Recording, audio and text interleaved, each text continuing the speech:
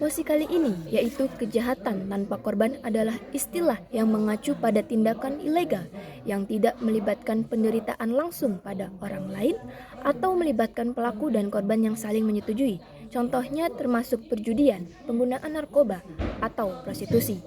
Dewan ini akan mendekriminalisasi kejahatan tanpa korban.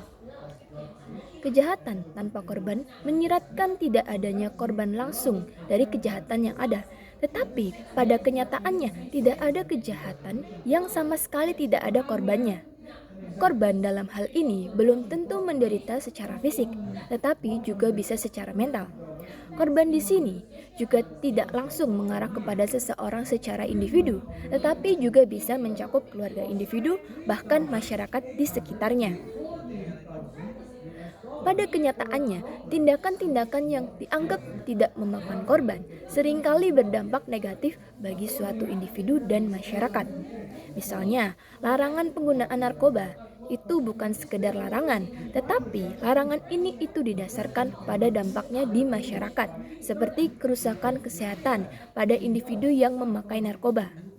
Lalu, larangan perjudian dan prostitusi itu juga tidak sembarang larangan, tetapi didasarkan pada dampak-dampaknya di masyarakat, di mana judi meningkatkan resiko terlilit hutang. Juga prostitusi, adanya resiko terkena penyakit seksual. Larangan-larangan yang ada adalah untuk menjaga ketertiban sosial di masyarakat. Meskipun dekriminalisasi ini mementingkan kebebasan individu, namun tentu saja harus mempertimbangkan dampak-dampaknya, terutama dampak negatifnya. Bisa kita lihat, dekriminalisasi ini dapat berdampak banyak bagi masyarakat, yaitu pada dampak sosial misalnya, dapat meningkatkan risiko adanya kejahatan di masyarakat. Di mana dekriminalisasi yang ada dapat mendorong pertumbuhan pasar gelap yang sering dipegang atau dikendalikan oleh organisasi gelap yang melakukan tindakan-tindakan ilegal yang melanggar hukum.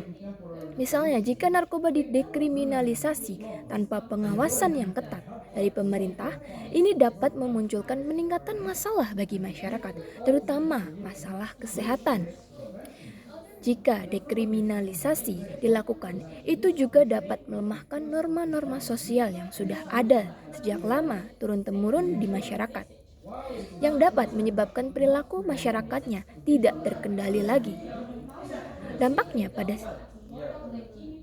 pada sistem kesehatan, jika itu narkoba, yaitu korban dapat kecanduan, dan pada prostitusi, korban prostitusi dapat terkena penyakit seksual. Juga terdapat dampak ekonomi.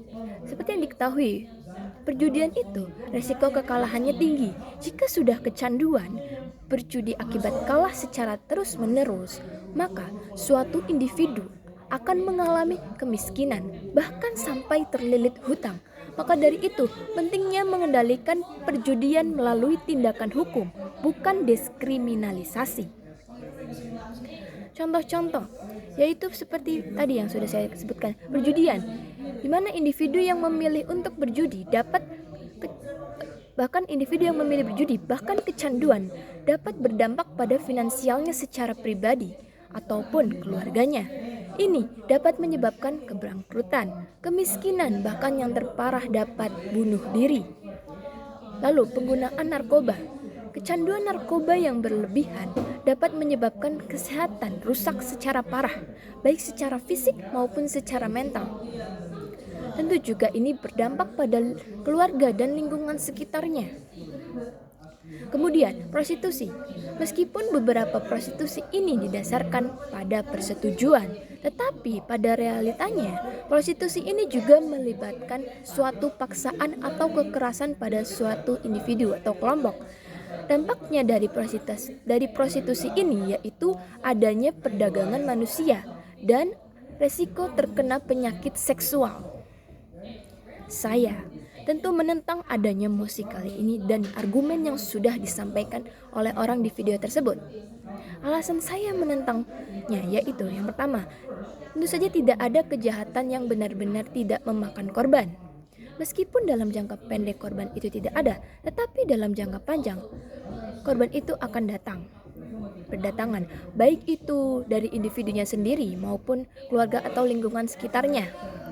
Lalu, yang kedua, diskriminalisasi tanpa pengawasan yang ketat itu dapat memicu kelompok atau organisasi hitam yang melakukan tindakan ilegal. Tentu saja ini dapat berdampak buruk bagi keselamatan masyarakat. Yang ketiga, dekriminalisasi yang ada dapat mengikis nilai-nilai moral yang sudah ada sejak lama di masyarakat, yang menyebabkan perilaku masyarakat itu tidak terkendali. Meskipun ada argumen tentang biaya penegakan hukum terhadap kejahatan tanpa korban, biaya sosial ini untuk rehabilitasi ataupun perawatan kesehatan dapat jauh mengeluarkan biaya yang lebih tinggi jika dilakukan dalam jangka panjang. Meskipun mosi ini bermaksud untuk kebebasan individu, tetapi dekriminalisasi yang ada dapat berdampak negatif yang meluas mulai dari individu, keluarga, hingga masyarakat. Terima kasih.